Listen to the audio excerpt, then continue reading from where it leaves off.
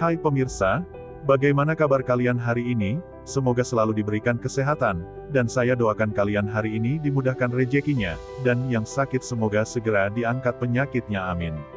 Awal tahun berlalu, ada provokasi aktor intelektual dan mengaburkan TKP di kasus Subang. Namun sebelum kita bahas mohon dukung channel ini, dengan cara tekan tombol like dan subscribe, biar kami lebih semangat menyajikan berita-berita terupdate. Kalau sudah mari kita lanjut. Awal tahun 2022 hampir berlalu namun janji kasus pembunuh ibu dan anak di Subang akan diumumkan tampaknya akan berlalu begitu saja dari kasus yang telah berusia memasuki bulan ke-6. Ada yang mengejutkan dari perkembangan kasus pembunuh ibu dan anak di Subang, kemungkinan ada upaya provokasi yang dilakukan aktor intelektual dari kasus tersebut serta upaya mengaburkan TKP. Hal itu belajar dari kasus pembunuhan mahasiswa Universitas Indonesia atau UI, Aksyena yang ditemukan tewas di Danau Kenangan UI tanggal 28 Maret tahun 2015, yang hingga saat ini pelakunya belum juga terungkap. Adanya kemiripan kasus pembunuhan Aksyena dengan kasus Subang yang merenggut ibu dan anak yakni Tuti Suhartini dan Amel, dikemukakan Anjas dalam analisa terbarunya. Padahal, di kasus pembunuh ibu dan anak di Subang publik berharap di awal tahun 2022 akan terjawab siapa para pelakunya yang tega telah merenggut nyawa Tuti dan Amel. Harapan publik itu mengingat pada pernyataan Kapolda Jabar Irjen Pol Suntana saat rilis sketsa terduga pelaku kasus Subang pada tanggal 29 Desember tahun 2021. Dalam analisa Anjas di kanal YouTube Anjas di Thailand dengan judul Kebetulan atau Dibantu Orang yang Sama. Mahasiswa UI dan Kejadian Subang, yang tayang Minggu tanggal 30 Januari tahun 2022 terlihat ada hubungan kemiripan. Seperti diketahui, Aksyena ditemukan tewas mengambang di Danau Kenangan UI dan ada di tas ranselnya batu 14 kg. Padahal, danau tersebut dalamnya 1,5 sampai 1,7 meter. Jadi diduga Aksyena diceburkan dalam keadaan tidak sadar. Anjas pun sampai menyimpulkan apakah kasus Subang belajar dari kasus Aksyena karena kemiripannya begitu dekat.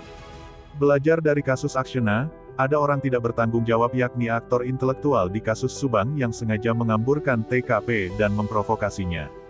Bahkan dalam analisanya bisa saja aktor utama kasus pembunuh ibu dan anak di Subang sama dengan kasus dugaan pembunuhan di Universitas Indonesia yang hingga kini belum terungkap. Menurutnya beberapa kemiripan antar kejadian kasus Subang dan penemuan mahasiswa Universitas Indonesia mengisyaratkan bahwa aktor intelektualnya adalah bisa saja orang yang sama. Kasus kematian Aksyena yang terjadi tanggal 28 Maret tahun 2015 atau 7 tahun lalu tidak juga terungkap sementara jejak digital otopsi dan modusnya sangat nyata kemiripannya dengan kasus Subang. Kasus Subang sebetulnya memasuki 6 bulan dan sebetulnya lebih berpeluang terungkap daripada kasus Aksyena yang sudah 7 tahun lalu terjadi. Ada kemiripan dengan kasus Subang karena TKP-nya sama sudah masuk banyak orang. Di kasus Aksyena sudah banyak orang masuk ke kamar kosnya sehingga polisi kesulitan melakukan penyidikan dan olah TKP. Begitu juga di kasus Subang ada kemiripan karena TKP kasus Subang juga ternyata sudah dimasuki banyak orang dan acak-acakan sehingga polisi kesulitan hingga harus dilakukan olah TKP ulang. Di kasus Aksyena ada petunjuk tiba-tiba ada orang yang menemukan surat yang isinya pamitan, sehingga polisi pun menyimpulkan bahwa Aksyena bunuh diri. Namun pihak keluarga tidak mempercayai Aksyena bunuh diri mengingat banyak luka lebam di wajah dan kepala bahkan ada darah, seperti yang sudah digebukin. Lalu di kasus Subang adanya handphone Amel yang aktif pada pukul 7.38 waktu Indonesia Barat saat ditemukan mayat korban.